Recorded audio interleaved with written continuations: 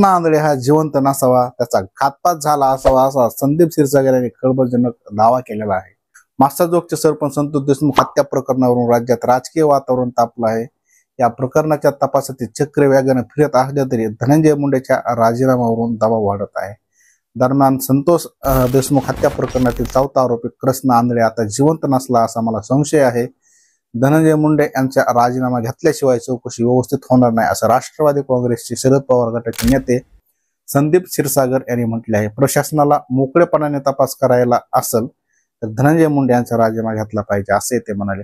आणि जर एखाद्या व्यक्तीला पकडायचं ठरवलं तर तो 24 तासात सापडतो. त्यामुळे कृष्णा आंधळे याच्या जीवाशी घातपात झाला असावा असा त्यांनी संशय व्यक्त केला आहे. संतोष देशमुख हत्या प्रकरणातील मुख्य आरोपी कृष्णा आंधळे अजूनही पोलिसांच्या ताब्यात नाही. 2023 मध्ये त्याच्यावर हत्येचा प्रयत्न केल्याचा गुन्हा नोंदवण्यात आला होता, तरीही त्याला अटक झाली नव्हती. मागील 4 वर्षात त्याच्यावर 6 गंभीर गुन्ह्याची नोंद आहे. त्याने धारूर, अंबाजोगाई आणि केज पोलीस ठाण्यामध्ये खंडणी, मारामारी आणि खुनाचे प्रयत्न यासारखे गंभीर गुन्हे केले आहेत. गेल्या अनेक दिवसापासून संतोष देशमुख हत्या प्रकरणातील आरोप फरार होतोच कसा, त्याला फरार करण्यात कोणाचा हात आहे असे अनेक सवाल अजूनही अनुत्तरितच आहे. तर संदीप क्षीरसागर यावर काय म्हटले होते बघूया.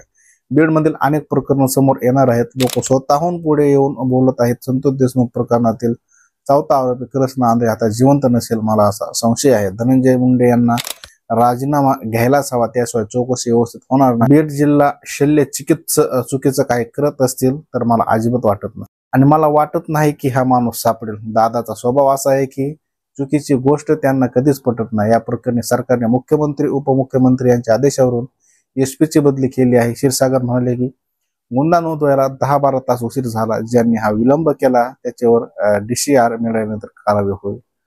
लोकांनी स्वतःहून रस्त्यावर उतरून या प्रकरणात आवाज उठवला आहे. अन्याय झालेल्या लोकांपुढे येऊन बोलायला सुरुवात केली आहे. प्रशासनाच्या मोकळेपणाने तपास करायचा असेल तर धनंजय मुंडेचा राजीनामा घेतला पाहिजे असेही ते म्हणले. पहिल्यांदाच हा विषय बाहेर आला आहे आणि जर एखाद्या व्यक्तीला पकडायचे ठरवलं तर 24 तासात सापडू. त्यामुळे कृष्णा आंधळे यांच्या जीवाशी घातपात झाला असावा असा त्यांनी संशय व्यक्त केलेला आहे. या प्रकरणाचे प्रमुख आरोपी सुदर्शन गुले याला SITच्या पुढील तपासासाठी 4 दिवसांनी पोलीस कोठडी मंजूर करण्यात आल्यानंतर आता या प्रकरणातील चौथा आरोपी कृष्णा आंधळे जिवंत असेल असं मला वाटत नाही. त्यांना संशय व्यक्त केलेला आहे. तर अशा प्रकारे संदीप क्षीरसागर यांनी आपले त्यांना संशय असल्याचं व्यक्त केलेला आहे आणि असा खळबळजनक दावा त्यांना व्यक्त केलेला आहे. यावर धनंजय मुंडे यांनी सुद्धा पलटवार केलेला आहे की त्यांना प्रश्न विचारण्यात आला होता की संदीप क्षीरसागर यांनी जे कृष्णा आंधळे आहे जिवंत नसेल किंवा त्याचा घातपात झाला असं म्हटलं होतं, तर धनंजय मुंडे यांनी असं म्हटलं की जे पोलीस प्रशासनाला माहिती नाही, जे मीडियाला माहिती नाही, जे तुमचे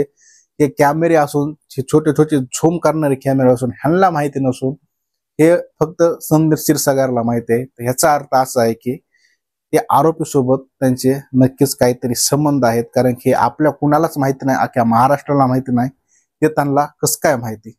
अशाच बातम्या पेरायच्या आणि ते मीडियामध्ये पुन्हा ट्रायल करून एका नेत्याला अडकायचा प्रयत्न करायचा. अशा प्रकारे त्यांना असा खळबळजनक दावा संदीप क्षीरसागर यांच्यावर केलेला आहे.